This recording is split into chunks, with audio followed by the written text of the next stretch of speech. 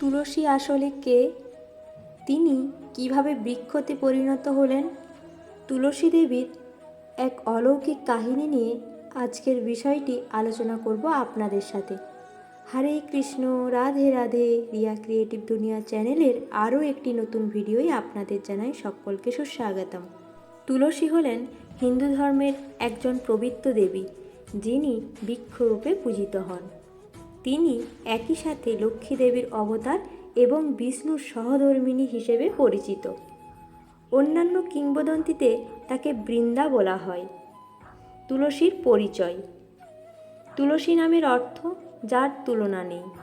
পৌরাণিক কাহিনী অনুযায়ী তুলসী হলেন লক্ষ্মী দেবীর অংশস্বরূপা এবং ভগবান শ্রীকৃষ্ণের প্রেয়সী।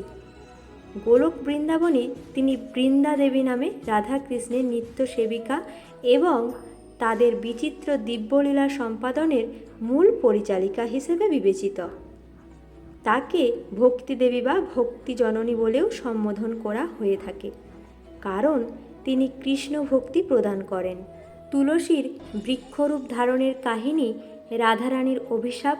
ব্রহ্মবৈবর্ত পুরাণ অনুযায়ী গোলক বৃন্দাবনে একদিন তুলসীকে কৃষ্ণের সাথে ক্রীড়ারত অবস্থায় দেখে রাধারানী অত্যন্ত ক্ষুদ্র হয়ে তুলসীকে অভিশাপ দেন, তুই মানুষ হয়ে জন্মগ্রহণ করবি। এই অভিশাপ পেয়ে তুলসী মানসিকভাবে ভেঙে পড়লে শ্রীকৃষ্ণ তাকে সান্ত্বনা দিয়ে বললেন যে মর্তমানবী রূপে জন্মগ্রহণ করলেও তপস্যার দ্বারা তিনি কৃষ্ণের একটি অংশ প্রাপ্ত হবেন। মর্তজন্ম ও তপস্যা রাধারানীর অভিশাপের ফলে তুলসী মর্তের রাজা ধর্মধ্বজ ও মাতা মাধবীর গর্ভে কন্যারূপে জন্মগ্রহণ করেন। তিনি বদরিক্রাশ্রমে কঠোর তপস্যা করেন নারায়ণকে স্বামীরূপে পাওয়ার জন্য। তিনি লক্ষ বছর তপস্যা করেন গরমের সময় পঞ্চতোপা, শীতের সময় জলে থেকে এবং বর্ষার সময় শ্মশানে থেকে। শঙ্খচূড়ের সাথে বিবাহ। তপস্যায় সন্তুষ্ট হয়ে ব্রহ্মা তুলসীকে বরদান করেন যে তিনি শঙ্খচূড়ের স্ত্রী হবেন এবং পরবর্তী স্বয়ং কৃষ্ণকে লাভ করবেন। শঙ্খচূড় ছিলেন একজন অসুর, যিনি আসলে কৃষ্ণের অংশ সুদামার অবতার। তার উপর এই বর ছিল যে তার স্ত্রী যতদিন সতী থাকবে ততদিন সে অমর থাকবে। নারায়ণের ছলনা ও বৃক্ষরূপ ধারণ। শঙ্খচূড়ের অত্যাচারে অতিষ্ঠ হয়ে দেবগণ নারায়ণের কাছে সাহায্য চান। নারায়ণ শঙ্খচূড়ের রূপ ধারণ করে এবং তুলসীর সতীষ্ঠ নষ্ট করেন। ফলে শিবের হাতে শঙ্খচূড় নিহত হয়। নারায়ণের এই ছলনা জানতে পেরে তুলসী ক্রুদ্ধ হয়ে নারায়ণকে অভিশাপ দেন যে তিনি পাথরে পরিণত হবেন। নারায়ণ এই অভিশাপ হাসি মুখে গ্রহণ করেন এবং শালগ্রাম শিলায় পরিণত হন। অভিশাপ দেওয়ার পর তুলসী তার ভুল বুঝতে পারেন এবং দেহত্যাগ করার সিদ্ধান্ত নেন।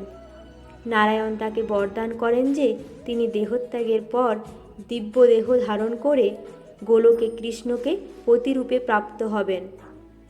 তার দেহ থেকে গণ্ডকী নদী এবং কেশ থেকে তুলসী বৃক্ষের সৃষ্টি হয়। তুলসীর মাহাত্ম্য। নারায়ণ তুলসীকে বরদান করেন যে তুলসী বৃক্ষ স্বর্গ, মর্ত্য, পাতাল, বৈকুণ্ঠ এবং তার কাছে সমস্ত ফুলের থেকে শ্রেষ্ঠ হবে। তুলসীর তরুমূলে সমস্ত তীর্থের অধিষ্ঠান হবে এবং যারা তুলসী কাঠের মালা ধারণ করবে তারা প্রতি পদক্ষেপে অশ্বমেধ যজ্ঞের ফল লাভ করবে। তুলসীর পবিত্রতা ও পূজা। হিন্দু ধর্মে তুলসীর বিশেষ মর্যাদা রয়েছে। তিনি বিষ্ণুর সহধর্মিণী হিসেবে পূজিত হন এবং তুলসী পাতা ছাড়া শালগ্রাম শিলার পূজা সম্পন্ন হয় না। কার্তিক মাসে তুলসী বিবাহ উৎসব পালিত হয়, যেখানে তুলসী উদ্ভিদের সাথে শালগ্রাম শিলার আনুষ্ঠানিক বিবাহ অনুষ্ঠিত হয়। তুলসীর এই কাহিনী দেখায় যে কিভাবে একজন দেবী অভিশাপ ও বরদানের মাধ্যমে বৃক্ষরূপে পরিণত হয়েও সর্বোচ্চ সম্মান ও পূজা লাভ করেন। তিনি মানুষের জীবনে পবিত্রতা এবং ভগবানের প্রতি ভক্তি আনার জন্য চিরকাল পূজনীয়া হয়ে রয়েছেন। আজকের ভিডিওটি এই পর্যন্তই। যদি ভিডিওটা ভালো লেগে থাকে অবশ্যই like, comment, share and subscribe. Hare Krishna, Radhe Radhe.